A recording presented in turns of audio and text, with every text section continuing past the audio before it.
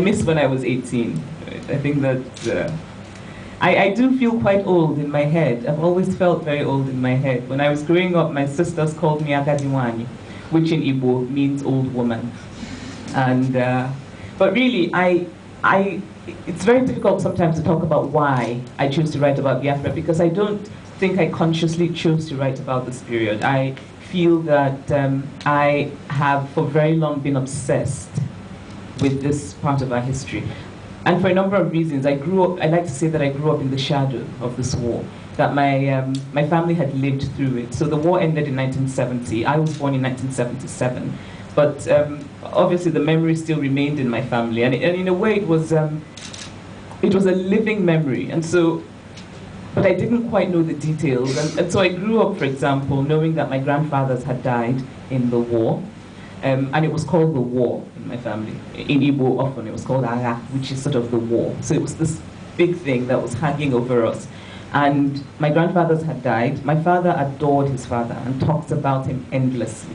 And you know, if we're at dinner and we're about to make a toast, my father will still refer to his father. He will say, you know, my father, come and drink, right? And my father describes his father as a man who was fiercely moral, and who was so inspiring in so many ways. And for me, I think as a child, knowing that I would never know this man because of this war, and you know, my mother would talk about, you know, my mother would say, if we went to dinner at somebody's house, for example, and this in fact did happen, we went to dinner at a friend's house, and my mother said, in the way that women sometimes can be catty, she said, you know, those plates are very beautiful. I used to have plates like that before the war. And you know, so it was the idea of tiny losses that my family had gone through. There was a bigger sense of the larger losses, but also it was the small losses. My mother talking about her piano that she had lost during the war. My father talking about his, my father went to graduate school in the US, and he was very proud of his graduation gown, and he lost that during the war, and he would talk about it as well. I grew up in my father's study. He had books, many of which did not have, many of which had the names of other people or foundations. So these people had sent him books after the war because he had lost all of his books. His books had, and much like in the book, I have a character who at the end, his books have been burned. And that actually came from my father's story. That I think part of, I mean, that there's a sense in which you want to, you do the physical destruction of people's things, but there's also a mental destruction. And so by burning the books, you're making a point about, you know, you academics who started the war. So they had burned my father's books, and also burned the books of many academics at Nsukka, the soldiers did. And so I think in some ways that the accumulation of all of these things became an obsession for me. And when I was young, and like she said, and it's not actually not only in the north, in all of Nigeria, we just don't learn concrete details about the war. We know that a war happened, and we know that it's sort of a shadowy figure called Ojukwu who was at the center of it, but that's all we know. And because my family didn't talk about the details of it as well, I went out looking. So I went and I read everything I could find about the war. I started to write, I first started to write very bad stories about the war, you know, very melodramatic, sentimental stories. And then, but really for me it was a building up process. The more I read, the more I think prepared myself to write this book. And so in a sense, this is a book I've always wanted to write, always known I would write, but I was waiting to be ready. And I also realized that when you're writing about a subject as big as this war, and something so central to your country's history, you have to make an effort to do it well.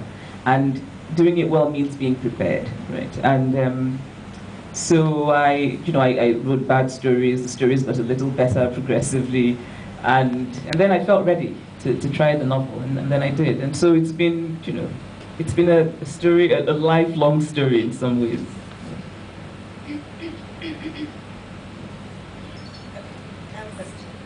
Hi, first of all, welcome to Dubai. It's a pleasure having you here. And I personally think it's very brave of you and fascinating that you were one of the, at least from what I've been told so far, the few people who were actually able to face the fears and the demons of that war. But my question is, like, for example, where I come from, where we had wars, not all writers were able to openly and publicly write about it because of government limitations, censorship. Even the people were not ready yet to discuss it. do you feel like it was the same back home? I mean, Where are you from? Egypt. We still have some political issues that we don't talk about. You know? But when you say that the people are not ready, do you? I think that if we sort of sit back and say people are not ready, I think one has to make people ready, because there's a sense in which it's so much easier to be in our comfort zones and not to, you know, the things are there, they're simmering, but we won't bring them out. And this idea somehow, and I was told the same thing. I mean, this is something that's fairly recent when you take a long view of history. 1970 is fairly recent. And people said to me when I talked about writing about this period, you know, you're looking for trouble, leave it alone, it's in the past. I still get that. I get emails from Nigerians who have said, you know, why do you want to bring up the past? It's over. But it's not. It's not. We're repeating. I mean, not only is it there in the active imaginations of people who went through atrocities, it's also that there's so much about our present situation, our present political situation that's tied back to the past, and we're not making the connections. And the things that are happening, we just sort of, you know, we do the hide our heads under the carpet thing. And so I would probably, I mean, also the idea of not being able to write about it, I think you make things happen, right? I think that it's because I could easily have said, people are being discouraging. This is not a pleasant thing to write about, so I better not write about it. So I better write about, you know, a nice, safe love affair in Lagos, for example. But I didn't want to. And I think that if you look at history and different examples in different countries, that it's always somebody who says, you know, people are not ready, I'll make them ready. This is unpleasant, but we need to talk about it. And of course, you also have to be prepared for the unpleasantness that comes with it.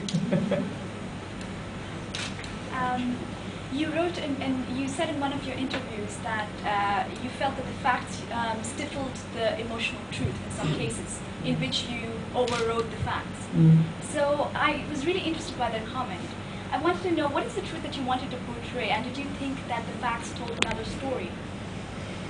I don't think I quite. And also, you know, you have to remember that you do these interviews, sometimes you're tired, sometimes you've been drinking too much wine, and then somebody quotes you and it sort of goes in the internet and then it lives on. And then 10 years later, somebody says to me, well, Chimamanda, you did say this. I think I did, I don't remember. I think this was on your homepage? I think what I was trying to say, I mean, the reason that I'm a bit, I mean, the point about overriding the facts, I hope I mean, if I said that, I take it back. Because in this book, the facts are very important to me. Right? I mean, I set up in my head the idea of I am writing a novel, which for me is very important, meaning that it's about human emotion.